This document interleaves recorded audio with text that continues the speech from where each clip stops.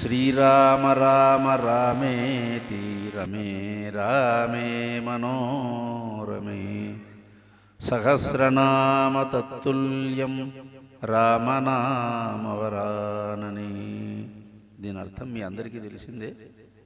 కానీ ఒక్కటేమిటిదంటే చాలా చోట్లలో సహస్రనామ తత్తుల్యం రామనామ వరాననే.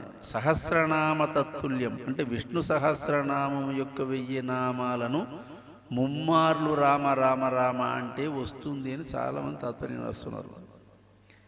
కానీ మా గీతా ప్రెస్ పండితుల యొక్క అభిప్రాయం మేరకు అర్థం అది కాకుండా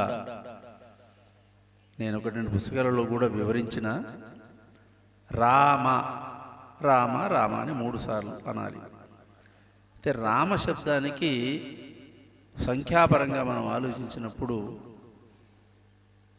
ఊష్మ వ్యంజనాలలో అంతస్థ వ్యంజనాలలో యా రా లా వా ఈ 4 ఒక కూటం, ఒక వర్గం, యవర్గం. దాంట్లో రెండవది రా.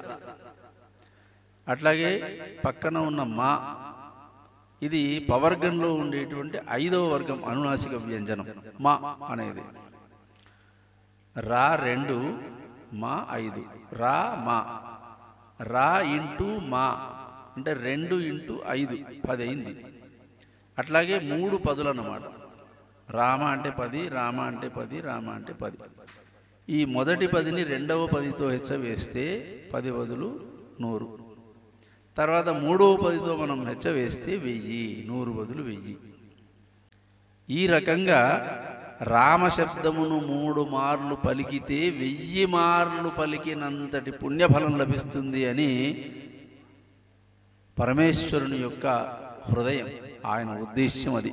పార్వతి రామ అనే మాటను ఎన్నోసార్లు అనాల్సిన పని లేదు, ఒక్కసారంటే చాలు. లేదా 3 సార్లు అనగలిగితే 1000 మార్లు అన్నంతటి మహత్పుణ్యం నీకు లభిస్తుంది. కనుక జనులందరూ 3 పర్యాయాలు రామ రామ రామ ఇది వదతి చాలు. అది 1000 సార్లు పలికినంతటి మహత్పుణ్యం దానివల్ల లభిస్తుంది అని. రెండవది రామ అని ఇక్కడ శబ్దం మన సంస్కృత శబ్ద ప్రకారంగా మకారం రామ అనే పలకాలి. కానీ భావానంద భారతీ భగవత్పాదుల వారు మన తెలంగాణ ప్రాంతంలో